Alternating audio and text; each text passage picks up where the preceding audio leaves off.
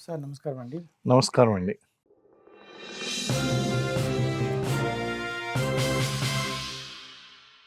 Sir ఇక్కడ Israel, Iran అక్కడ కొట్టుకోవాల్సిన వీళ్ళు. వీళ్ళ సెక్యూరిటీ కోసం నువ్వు ఫ్యూచర్‌లో నా మీద దాడి చేస్తావని ఇజ్రాయెల్ అంటుంది. ఇక్కడ వాడి రక్షణ కోసం ఇరాన్ చేసుకుంటుంది. సో, ఇజ్రాయెల్‌కి సొంతంగా ఎక్విప్‌మెంట్ ఉంది, తయారు చేసుకుంటుంది. అవును. ఇరాన్‌కి సొంతంగా ఎక్విప్‌మెంట్ ఉంది, తయారు చేసుకుంటుంది. చూస్తున్నాం కదా! కానీ ఇక్కడ ఇబ్బంది పడుతుంది అరబ్ దేశాలు. వాళ్ళకి సొంతంగా ఒక ఎక్విప్‌మెంట్ లేదు, ఒక టెక్నాలజీ లేదు. వాళ్ళు కేవలం డబ్బు సంపాదన మీదే ఉన్నారు. అమెరికాకి డబ్బు ఇచ్చేసాం కదా! వాళ్ళు రక్షిస్తారనుకున్నారు. అవును. సో, అంటే ఈ ఈ అరబ్ దేశాలు, ఈ గల్ఫ్ దేశాలకు ఏవైతే ఉన్నాయో వీళ్ళు అర్జెంట్‌గా టెక్నాలజీ డెవలప్ చేసుకొని వాళ్ళ ఎక్విప్‌మెంట్ వాళ్ళు తయారు చేసుకోవాలంటారా? ఇప్పుడు వాళ్ళ ఎక్విప్‌మెంట్ వాళ్ళు తయారు చేసుకుంటే మరి ట్రంప్ ఎక్కడికి పోవాలి? రష్యా ఎక్కడికి పోవాలి? చైనా ఎక్కడికి పోవాలండి? సార్. వాళ్ళు బిజినెస్‌లు చేయాలి గదా! ఆ! మీరేమో చమురు బావుల్లో విపరీతంగా డబ్బులు సంపాదిస్తున్నారు. హ్మ్. సంపాదించినటువంటి డబ్బులన్నీ మీరే అక్కడే పెట్టేసుకొని మీరే టెక్నాలజీ డెవలప్ చేసుకుంటా అంటే అతిపెద్ద ప్రపంచంలో కల్లా నంబర్ 1 బిజినెస్ మ్యాన్ ట్రంప్ ఏమైపోవాలండి? ఎవరితో బిజినెస్ చేయాలి ఇప్పుడు? హ్మ్. ఇప్పుడు అందు గురించే చూడండి, హ్మ్. ఇక్కడ అమెరికా ఇరాన్లు వార్ జరుగుతూ ఉంటే హ్మ్. ఇక్కడ ఇరాన్కి రష్యా సపోర్ట్ చేస్తుంది అని చెప్పి సార్. అక్కడ ఎలిగేషన్స్ రీసెంట్ గా ఉన్నటువంటి అప్డేట్ కూడా మీరు చూడొచ్చు. ఎందుకంటే రష్యాకి అమెరికాకి ఇబ్బంది అనేటువంటిది ఉంది. హ్మ్. ఇక్కడ రష్యన్ దళాలు ఏం చేస్తున్నాయంటే ఆ యొక్క ఎలీస్ ఏదైతే ఉన్నాయో, సార్. అంటే అమెరికా యొక్క మిత్ర దేశాలు ఏదైతే ఉన్నాయో ఆ మిత్ర దేశాల్లో ఉన్నటువంటి రష్యన్ సోల్జర్స్ ఏం చేస్తున్నారంటే, రష్యన్ పీపుల్ ఏం చేస్తున్నారంటే ఇన్ఫర్మేషన్, ఇంటెలిజెన్స్ ఇన్ఫర్మేషన్ అనేటువంటిది అటు ఇరాన్కి ఇవ్వడం అనేటువంటి జరుగుతుందండి. అలాగే చైనా కూడా తన యొక్క వెపన్స్ ఇప్పుడు ఇరాన్ దగ్గర ఉన్నటువంటి వెపన్స్ అన్ని కూడా చైనాకి సంబంధించినటువంటి వెపన్స్ అని మనం అనుకుంటున్నాం అండి. సో ఈ విధంగా కనుక చూస్తే ఇటు రష్యా కానీ, చైనా కానీ, అమెరికా కానీ, ఫ్రాన్స్ కానీ ఇలాంటి అడ్వాన్స్డ్ కంట్రీస్ ఏదైతే ఉన్నాయో, డిఫెన్స్ మెటీరియల్ ఎక్స్పోర్ట్ కంట్రీస్ ఏదైతే ఉన్నాయో, డిఫెన్స్ వెపనరీ అంతా కూడా వీళ్ళు ఈ దేశాలకు అమ్ముకుంటున్నారండి. కానీ మీరు అన్నట్టు ఒక strong air defence technology develop చేయవలసినటువంటి అవసరం ప్రతి గల్ఫ్ కంట్రీకి ఉంది. ప్రతి గల్ఫ్ కంట్రీకి ఉందండి. ప్రజెంట్ సినారియో కనుక అనాలిసిస్ చేస్తే మీకు థాడ్ కానీ, లేకపోతే పేట్రియాట్ కానీ, ఐరన్ డోమ్ కానీ దాని యొక్క ఎయిర్ డిఫెన్స్ క్యాపబిలిటీ 70 to 90% అండి. 70 to 90% అంటే అర్థం ఏంటి అంటే, మీరు ఫైర్ చేసినటువంటి ప్రతి 100 డ్రోన్లోనో, ప్రతి 100 మిజైల్లోనో కేవలం 70 మాత్రమే నిర్వీర్యం అవుతాయి. మిగిలినటువంటి 30 టార్గెట్ హిట్ చేస్తాయి. ఒక్కటి హిట్ చేస్తే చాలండి. మరి 30 హిట్ చేస్తాయి. 30 హిట్ చేసినాయి అంటే ఇప్పుడు మరి దాన్ని సక్సెస్ అనాలా లేకపోతే ఫెయిల్యూర్ అనాలా? ఎయిర్ డిఫెన్స్ది ఇది పక్కా ఫెయిల్యూర్ అండి.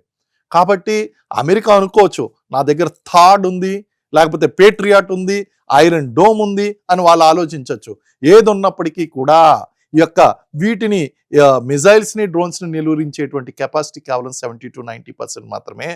30 to 10% 30% టార్గెట్స్ ని హిట్ చేస్తాయి ఎట్టి పరిస్థితుల్లో. కాబట్టి ఇవి నిర్వీర్యం అవుతాయి. ఇలాంటి పరిస్థితుల్లో టెక్నాలజీ అప్గ్రేడ్ చేయవలసినటువంటి అవసరం ఉంది. అంత టెక్నాలజికల్ అడ్వాన్స్డ్ కంట్రీ అయినటువంటి అమెరికాయే దాని యొక్క కెపాసిటీ 70% ఉంటే ఈరోజు మరి గల్ఫ్ కంట్రీస్లో ఉన్నటువంటి దేశాల యొక్క పరిస్థితి ఏంటి? ఎలాంటి టెక్నాలజీని వాళ్ళు అడాప్ట్ చేయాలి? అందు గురించి అన్నాను, టెక్నాలజీ ఉంటే ముఖ్యం కాదు, వ్యూహం ముఖ్యం అన్నారు. మరి దీన్ని బ్రేక్ చేయడానికి ఎలాంటి వ్యూహాన్ని చేస్తుంది ఇరాను? ఏం చేయట్లేదు, సింపుల్గా ఎట్ ఏ టైము ఒకేసారి 100 డ్రోన్లు వదులుతుంది, 200 మిజైల్స్ వదులుతుంది, అయిపోయింది. అందులో 70% మాత్రమే వీళ్ళు హిట్ చేయగలుగుతున్నారు, అంటే నిర్వీర్యం చేయగలుగుతున్నారు. మిగిలినటువంటి 30% టార్గెట్ని హిట్ చేస్తున్నాయి. అందు గురించే ఘోరంగా అక్కడ ఉన్నటువంటి మిలిటరీ ఇన్స్టాలేషన్స్ కానీ, ఎయిర్ బేస్లు కానీ, డేటా సెంటర్లు కానీ, లేకపోతే 5th ఫ్లీట్ కానీ ఇవన్నీ ఇంపాక్ట్ అవడానికి గల కారణం ఏంటంటే this is the reason. America develop చేసింది ఈ థాడ్ అనేటువంటి డిఫెన్స్ సిస్టమ్. ఎస్. అలాగే S-400 కూడా అమెరికానే రష్యా చేస్తుంది. ఇక్కడ మనం ఏం చేసాము, ఆకాష్ తోటి మనం దాన్ని అనుసంధానం చేసాం. ఆకాష్ తీరుతో అనుసంధానం చేసాం. దానివల్ల మనం సక్సెస్ అయ్యాము. వాళ్ళు పూర్తిగా పాకిస్తాన్ వాడు పూర్తిగా చైనా తయారు చేసినటువంటి దానిపైన ఉన్నాడు. సో మీరు ఇందాక అన్నట్టుగా అప్లికేషన్ కూడా చాలా ఇంపార్టెంట్. టెక్నాలజీ అప్లికేషన్ కూడా ఇంపార్టెంట్. చాలా కరెక్ట్ పాయింట్ చెప్పారు. ఈ గల్ఫ్ కంట్రీస్ ఏమైనా తప్పు చేసినాయా? న్యూయార్క్ పోస్ట్ పేపరు ఒక వార్తను ఉటంకి వాళ్ళ ఇంటర్నల్ డిస్కషన్లో ఒక వార్తను ఉటంకిచ్చి ఒక విషయం చెప్పింది. ఏంటంటే గల్ఫ్ కంట్రీస్ ఇప్పుడు బాధపడుతున్నాయి, ఉమ్. మనం ఇమీడియట్ గా మన డిఫెన్స్ సిస్టమ్ మనం తయారు చేసుకోవాలి అని చెప్పేసి అంటున్నాయి. సో అంటే ఇక్కడ నా సందేహం ఏంటంటే సార్, నెగిటివ్ లో తయారైనటువంటి సిస్టమ్స్ కి బయట నుంచి వచ్చిన సిస్టమ్స్ కి డిఫరెన్స్ ఉంటుందా? సింక్రనైజేషన్ ఉండాలండి, డిఫరెన్స్ అయితే ఉంటుంది. ఇప్పుడు మీ ప్రశ్నలోనే మంచి సమాధానం కూడా ఉందండి. మీరు అన్నారు ఆకాశ్ తీర్ని S-400 ని సింక్రనైజ్ చేసాం మనం. ఆ సింక్రనైజ్ చేయడం వల్ల ఏం జరిగిందండి, ఆ టెక్నాలజీ నాలెడ్జ్ కన్నా అప్లికేషన్ ఆఫ్ నాలెడ్జ్ దాన్ని సింక్రనైజ్ చేయడం, అనుసంధానం చేయడం అనేటువంటిది మనం 100% ఎయిర్ డిఫెన్స్ని అచీవ్ చేసామండి. 99.99% అచీవ్ చేసాం. ఇప్పుడు ఇక్కడ ఏం జరుగుతుంది, అమెరికా నుంచి వచ్చినటువంటి థర్డ్ వ్యవస్థ దేనితోనే అనుసంధానం చేయబడలేదు. ఎందుకంటే వాళ్ళకి ఒరిజినల్గా టెక్నాలజీ అనేటువంటిది వాళ్ళ దగ్గర లేదు. అలాగే ఐరన్ డోమ్ను కూడా వాళ్ళు అనుసంధానం అనేటువంటి చేయడం జరగలేదు. ఈవెన్ ఇజ్రాయెల్ కూడా ఈ ఐరన్ డోమ్ టెక్నాలజీ విషయంలో హమాస్ చేతిలో దెబ్బతిన్నది. ఒకేసారి 5,000 డ్రోన్లు ప్రయోగించినప్పుడు ఏమీ చేయలేకపోయిందండి. దాన్నే సాచురేషన్ అటాక్ అంటారని చెప్పేసి నేను స్టార్టింగ్ లో చెప్పాను, సాచురేట్ అయిపోయేలా చేయడం అనమాట అండి. సో ఈ విధంగా కనుక చూస్తే అక్కడ ఉన్నటువంటి లోకల్ గా ఉన్నటువంటి టెక్నాలజీని, ఇండిజీనియస్ టెక్నాలజీని, అలాగే ఫారెన్ ఇంపోర్టెడ్ టెక్నాలజీని రెండింటిని అనుసంధానం చేయాలి. అండ్ కొత్త కొత్త వ్యూహాలకు అనుగుణంగా అటాక్స్ ప్లాన్స్ అనేటువంటివి చేయాలి. డిఫెన్స్ ప్లాన్స్ కూడా, అంటే యాంటీ ఎయిర్ డిఫెన్స్ ప్లాన్స్ కూడా ఆ విధంగా చేసుకుంటూ మాడిఫై చేసుకుంటూ రావాలి.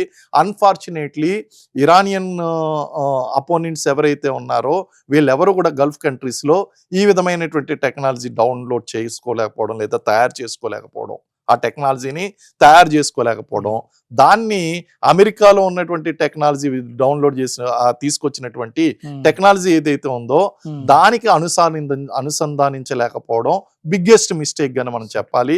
ఈ సింక్రనైజ్ అనేటువంటిది latest research and development R&D యొక్క డెవలప్మెంట్ తో దాన్ని ఖచ్చితంగా అనుసంధానం చేయొచ్చు. India has proved it. మనం ఆపరేషన్ సింధూర్లో దాన్ని ప్రూవ్ చేసాం.